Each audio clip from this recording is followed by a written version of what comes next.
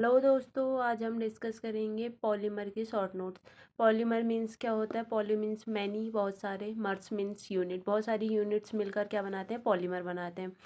अब इसमें सबसे पहले हम डिग्री ऑफ पॉलीमराइजेशन की बात करें तो m/m molar mass of polymer and molar mass of monomer. Molar mass of polymer को मोलर मास ऑफ मोनोमर से अगर हम डिवाइड करेंगे तो हमें डिग्री ऑफ पॉलीमराइजेशन पता चल जाएगा, कितने उसमें मोनोमर यूनिट्स प्रेजेंट हैं किसी पॉलीमर में।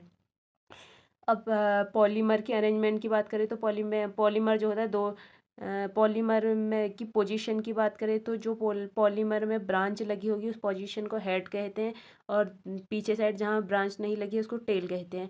अब इसकी अगर अरेंजमेंट की बात करें तो ये तीनों तरीके से जुड़ सकता है। किससे? हेड हेड से जुड़ सकता है, टेल टेल से जुड़ सकती है, और हेड टेल से भी जुड़ सकता है।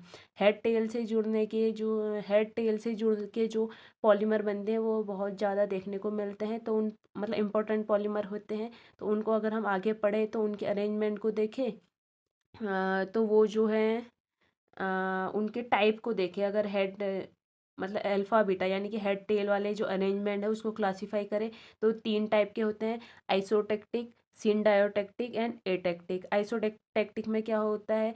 जो ये इनका कॉन्फ़िगरेशन होगा, मतलब जो कायरल सेंटर है, कायरल सेंटर पर कॉन्फ़िगरेशन सेम रहते हैं, देखो सबके सेम है।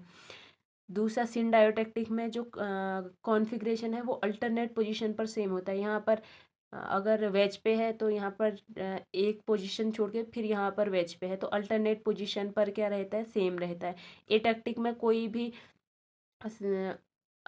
सेम या अल्टरनेट पोजीशन पर सेम देखने को नहीं मिलता है। यहाँ पर कुछ भी रैंडमनेस दिखाई देने को मिलती है। यहाँ पर कुछ भी हो सकता है, ऊपर नीचे, ऊपर नीचे, ऊपर ऊपर, नीचे नीचे, कुछ भी देखने को मिल सकते हैं। वेज डेस कुछ भी। अब ये जो दो हैं, ये इनको मतलब इनमें स्टीरियो केमिस्ट्री जो है रेगुलर देखने को मिलती है, तो इनको स्टीरियो रेगुलर पॉलीमर कहते हैं। और इनके फॉर्मेशन के लिए जिगलर नाटक कैटलिस्ट यूज होता है, जो कि TiCl4 एल्युमिनियम R3 होता है। ये इनके फॉर्मेशन के लिए यूज होता है, इन दोनों के फॉर्मेशन के लिए। Average molar mass of polymer की बात करें तो average molar mass of polymer में नंबर एवरेज मोलर मास का फॉर्मूला होता है Mn equal summation of NiMi upon summation of Ni। इसके इसके डिटर्मिनेशन के लिए जो मेथड यूज होती है वो होती है ऑस्मोमेट्री या ऑस्मोटिक प्रेशर मेथड, इसके लिए यूज़ करते हैं। और वेट एवरेज मोलर मास की बात करें तो इसका फॉर्मूला है MW का summation of NiMi square upon summation of NiMi। इसके लिए यूज्ड जो मेथड है लाइट स्कैटरिंग मेथड यूज होती है। जेड एवरेज मोलर मास की बात करें तो इसके लिए सेडिमेंटेशन इक्विलिब्रियम मेथड यूज होती है, और इसका फॉर्मूला है MZ equal summation of NiMi cube upon summation of NiMi square. Viscosity average molar मास की बात करें तो विस्कोमेट्री मेथड यूज होती है, और फॉर्मूला है MV equal summation of NiMi 1+A upon summation of NiMi whole power 1/A, जहाँ पर A की वैल्यू 0.5 to 1 हो सकती है। 1 ज़्यादातर हम इसको लेते हैं। अगर आगे बात करें तो पॉली डिस्पर्सिटी इंडेक्स क्या होता है? वेट एवरेज मोलर मास और नंबर एवरेज मोलर मास का ratio. Weight average molar mass ऊपर रहेगा, नंबर एवरेज मोलर मास नीचे रहेगा। इसको हम खोल के इस तरीके से लिख सकते हैं, इसका फॉर्मूला और इसके फॉर्मूले को खोल के। आगे मॉलिक्यूलर वेट की बात करें तो मॉलिक्यूलर वेट क्या रहता है? MZ का ज़्यादा रहेगा। MZ means Z average molar mass, weight average molar mass, volume average viscosity average molar mass और नंबर एवरेज मोलर मास। इसको याद रखने की एक सिंपल ट्रिक है, जैसे मैं याद रखती हूँ, वो है हम नॉर्मल जो ABCD का यहाँ पर सीक्वेंस रहता है उसी सीक्वेंस में है ये। N आगे होता है, फिर V होता है, फिर W होता है, फिर Z होता है। Z लास्ट में होता है तो इसका सबसे ज़्यादा होगा। उससे आगे अगर सीक्वेंस में देखें तो W ही आता है, V आता है, N आता है, तो एक सीक्वेंस में चल रहे हैं। फिर उसके बाद वेट फ्रैक्शन, अगर वेट फ्रैक्शन देखना हो तो इसको रिवर्स करेंगे। ये मॉलिक्यूलर वेट का सीक्वेंस है और वेट फ्रैक्शन का सीक्वेंस देखना होगा तो इसको रिवर्स करेंगे।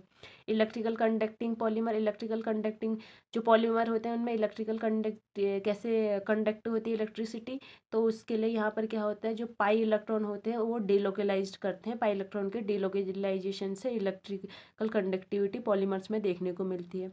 विस्कोमेट्रिक मेथड की बात करें तो विस्कोमेट्रिक मेथड और विस्कोमेट्री की बात करें तो ईटा जो होता है, eta equal k m n the power a. यहाँ पर एम क्या है, m v, sorry, m v the power a, जहाँ पर एम वी क्या है, विस्कोमेट्री एवरेज मोलर मास। यहाँ पर इस फॉर्मूले से विस्कोमेट्री एवरेज मोलर मास निकाला जा सकता है। ये विस्कोमेट्री एवरेज मोलर मास निकालने के लिए क्या है, विस्कोमेट्री मेथड है। यहाँ पर जो ए है, वी यूज्ड मार्क ह्यूइंग इक्वेशन ए, जो मार्क ह्यूइंग ए जो है मार्क ह्यूइंग कांस्टेंट है। और यहाँ पर जो एम बी है उसको निकालने के लिए हम मार्क ह्यूइंग इक्वेशन का यूज़ करते हैं जो कि ये है। और यहाँ पर एम बी कैसे निकाला जा सकता है, इसको एम बी को इधर रखो, के को नीचे, ए इधर करेंगे तो 1/a हो जाएगा इधर पावर में। के और ए की वैल्यू के और ए की वैल्यू को कैसे डिटरमाइन कर सकते हैं। Eta equal k m v a होता है। अगर इसका हम नेचुरल लॉग लें तो natural log n, sorry natural log eta, a आगे आ जाएगा, a l n m plus l n के।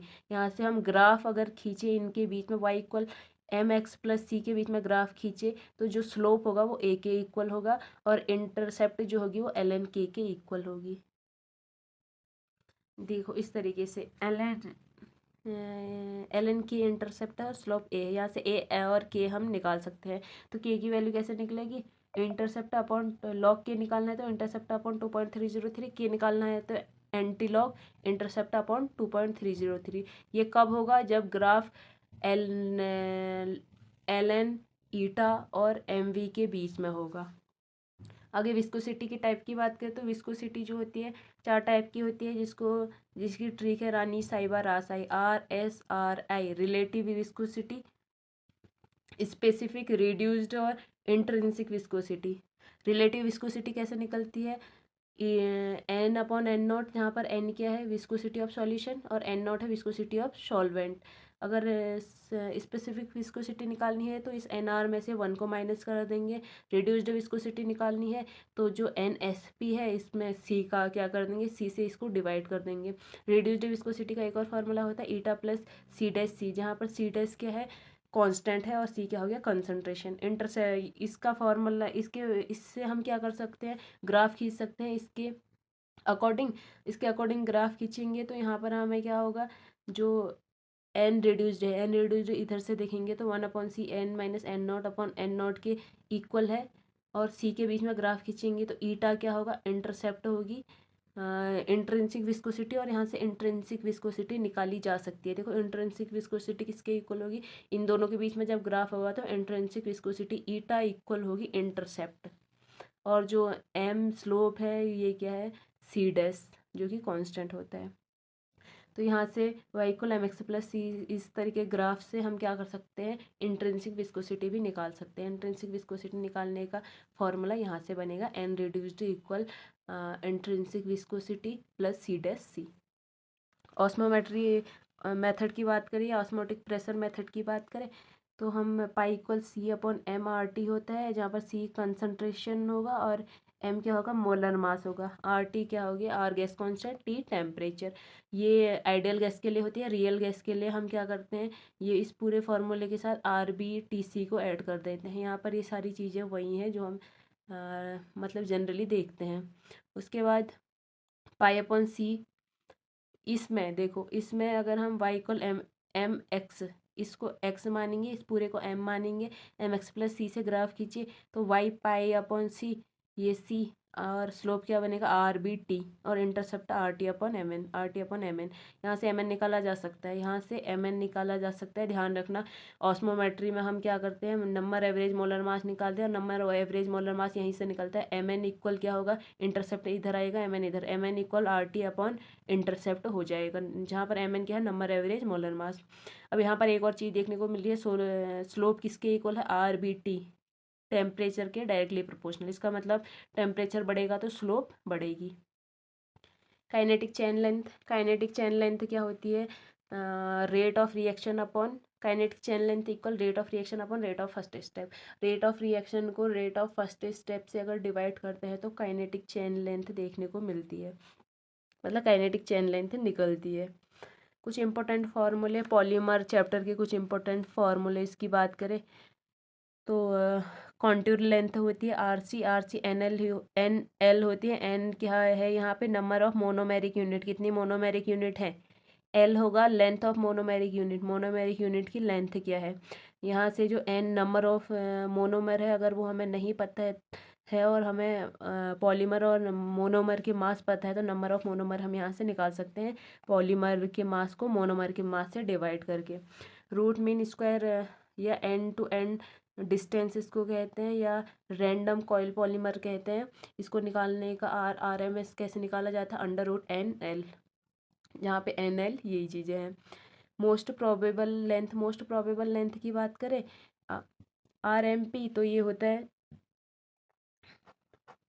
ये अंडर रूट जो है पूरा नीचे तक, √2n/3l, √2n/3l क्या है, मोस्ट प्रोबेबल लेंथ। उसके बाद एवरेज रेडियस और मीन लेंथ की बात करें तो एवरेज रेडियस जो होती है √NL/3π.L, ये है एवरेज रेडियस। एवरेज रेडियस ध्यान रखना पूछते हैं, √8n/3πL। PDI की बात करें तो PDI यहाँ पर पॉली डिस्पर्सिटी इंडेक्स जो होता है वो किसके इक्वल होता है, वो पहले भी बात कर चुके हैं हम इसकी, वेट एवरेज मोलर मास को डिवाइड करेंगे नंबर एवरेज मोलर मास से। ये 1+P के इक्वल होता है, जहाँ पर P क्या है, probability of linkage. Radius of gyration की बात करें तो RG इक्वल होता है √N/6L, √N/6L।